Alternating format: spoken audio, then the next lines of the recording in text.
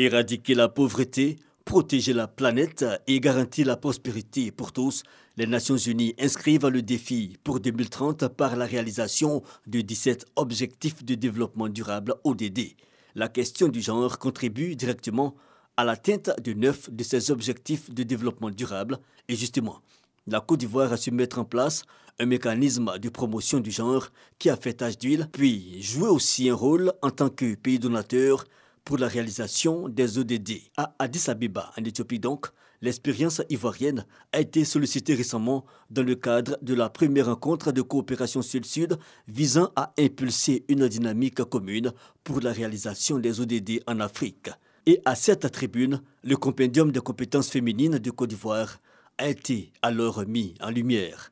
Le compendium est un outil de création de richesse pour les femmes rurales, les femmes de tout niveau, avec le réseau d'opportunités, avec l'amélioration de leurs revenus, elles peuvent lutter contre la pauvreté. Aux côtés de la Côte d'Ivoire, 3 autres pays donateurs, l'Afrique du Sud, le Rwanda et l'Ouganda pour parler réconciliation, économie verte, autonomisation, puis élimination de la faim dans le monde, des questions qui, selon la chef de délégation ivoirienne Euphrasie Yao, conseillère spéciale du président de la République chargée du genre, ne devraient se réaliser sans l'apport de la femme. Mais le genre, ce n'est pas que la question de la femme, c'est surtout celle des inégalités entre les deux sexes, préoccupations et des solutions proposées par la Côte d'Ivoire, puis l'exemple du compendium de compétences féminines de Côte d'Ivoire, proposé aussi comme boussole pour d'autres pays. Après l'Éthiopie,